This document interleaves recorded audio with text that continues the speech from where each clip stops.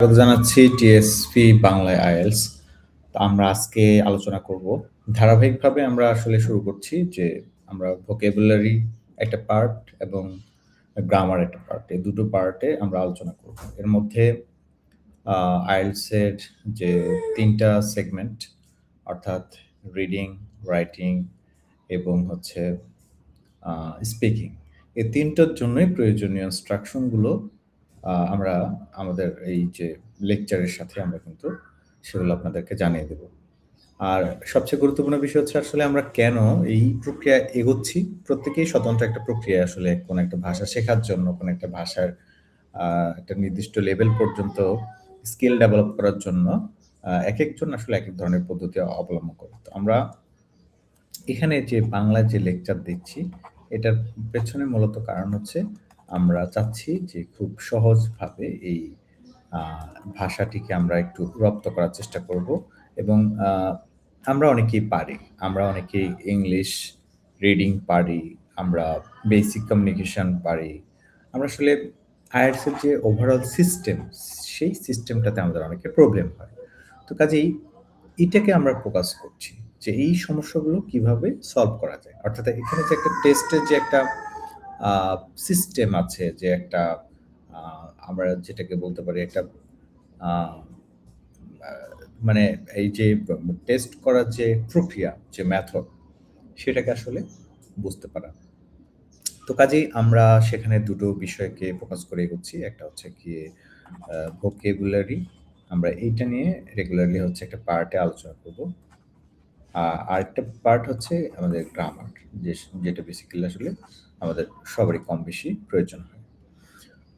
তো আজকের আ আলোচনার বিষয় হচ্ছে cramming for success study and academic work, যেখানে আমরা স্টাডি এবং এক্সাম এক্সামস এর ক্ষেত্রে যে ধরনের ভোকাবুলারি গুলোর প্রয়োজন হয়, এই বিষয়গুলোকে আমরা এই টপিক ধরে আলোচনা করব। যেমন আমরা যখন কোনো কিছুর জন্য প্রিপারেশন নেই, কোনো একটা এক্সামের জন্য প্রিপারেশন নিই, তো কি করি? সেগুলো নিয়ে এখানে একটা ইন্ট্রোডাকশন দেয়া আছে। স্টাডি অ্যান্ড এক্সামের সময় আমরা যা করি আরকি, সেসব বিষয় নিয়ে এখানে আলোচনা আছে।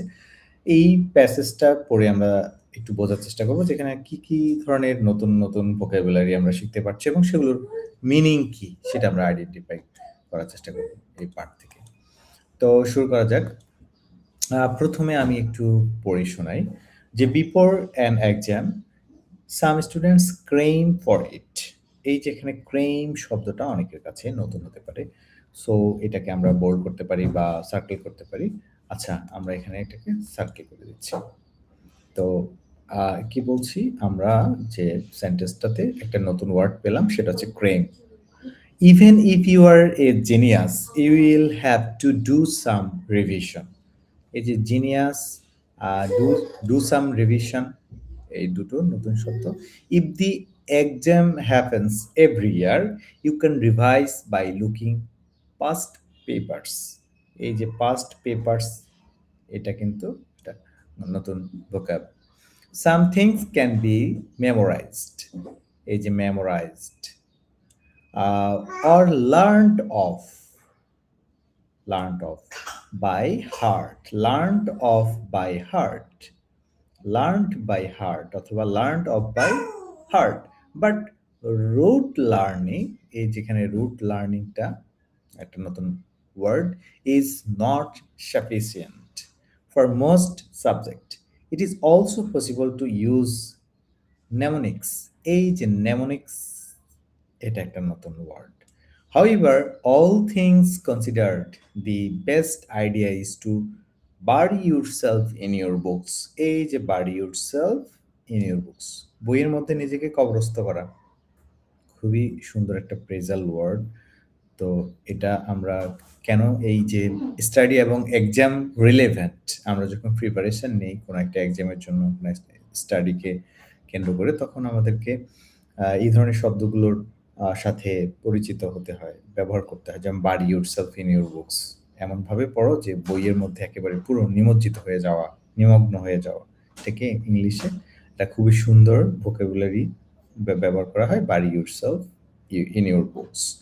And to study intensively until you know the subject inside out.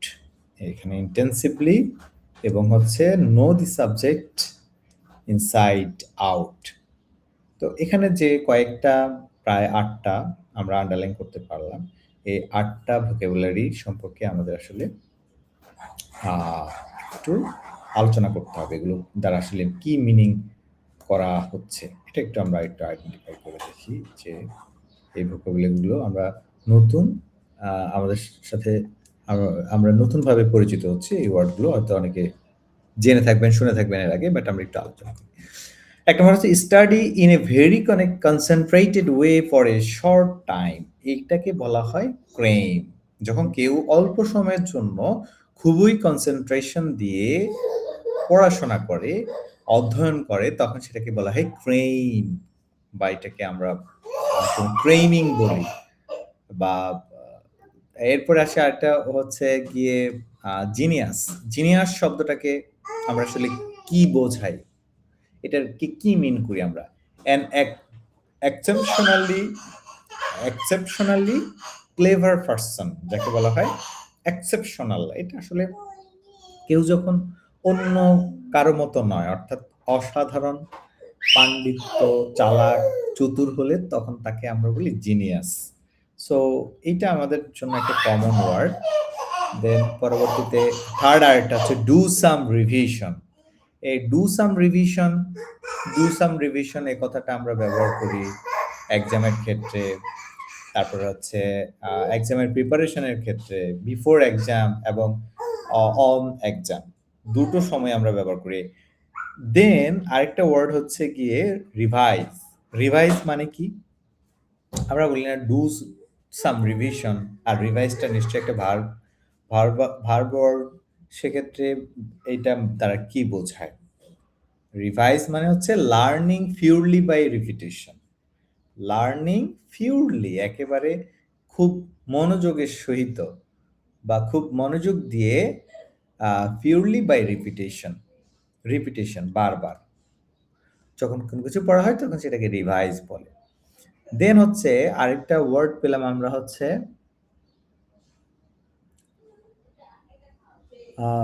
Exam papers from previous years. এটাকে বলা হয় পাস্ট পেপারস।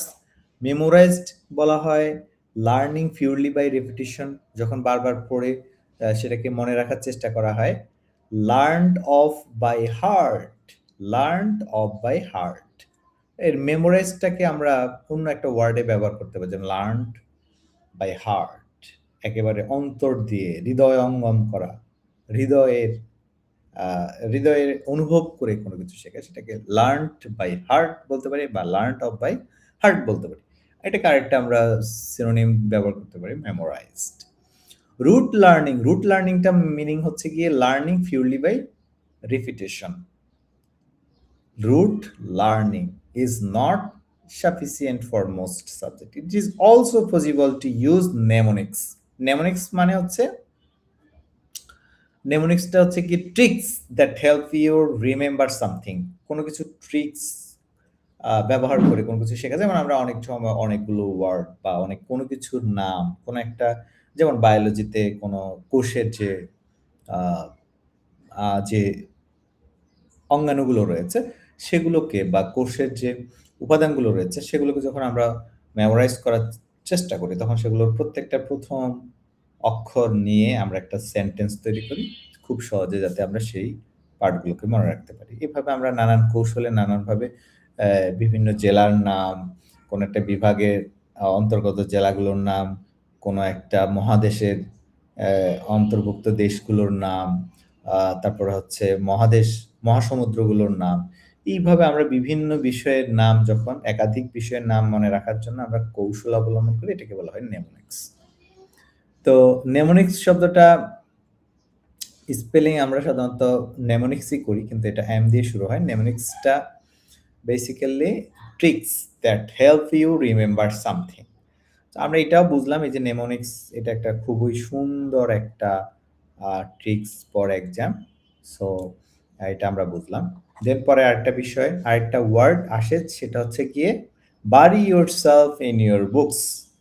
নিজেকে নিজেকে বইয়ের ভেতর কবর দিয়ে দেওয়া।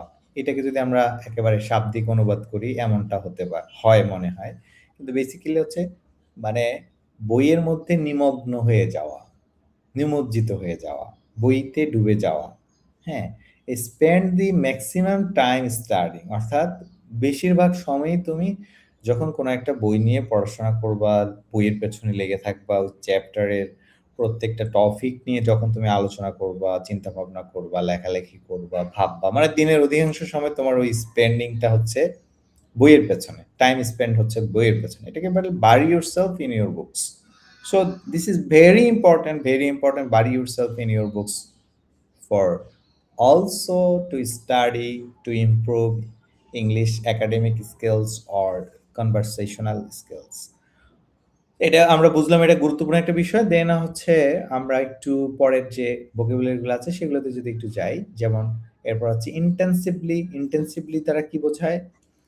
In a very focused way, খুব ফোকাস দিয়ে যখন কোনো কিছু অধ্যয়ন করা হয় তখন সেটাকে ইন্টেন্সিভলি বলে।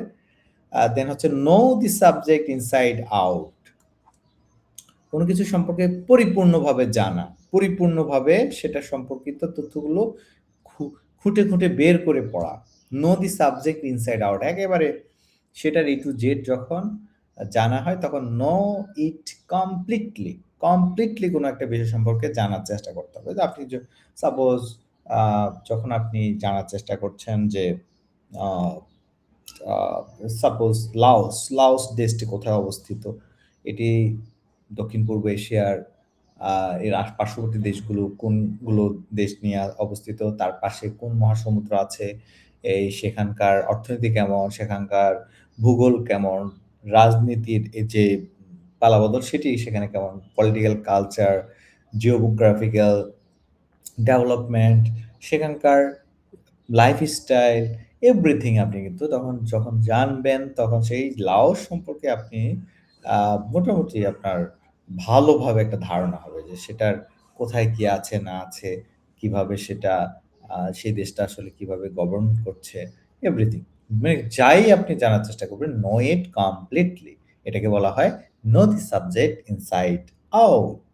আমরা এইভাবেও এটাকে এই প্রেসটা দিয়েও কিন্তু রিপ্লেস করতে পারি। So study and exam related যে আলোচনা সেটি আমি আশা করি কিছুটা হলেও ভোকাবুলারি আলোচনাটা করতে পেরেছি।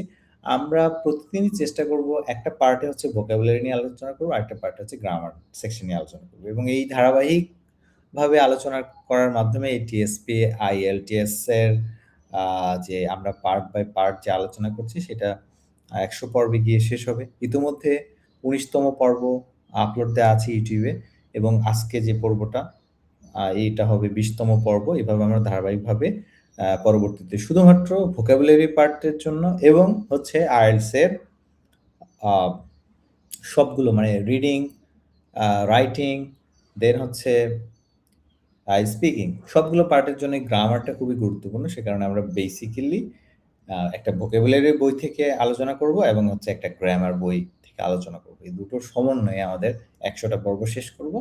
এরপরে এসে আমরা কনভারসেশনাল ইংলিশ কিংবা যে রাইটিং ইংলিশের যে স্কিল সেট সেগুলো নিয়ে আমরা কথা বলব। আজকে এ পর্যন্তই।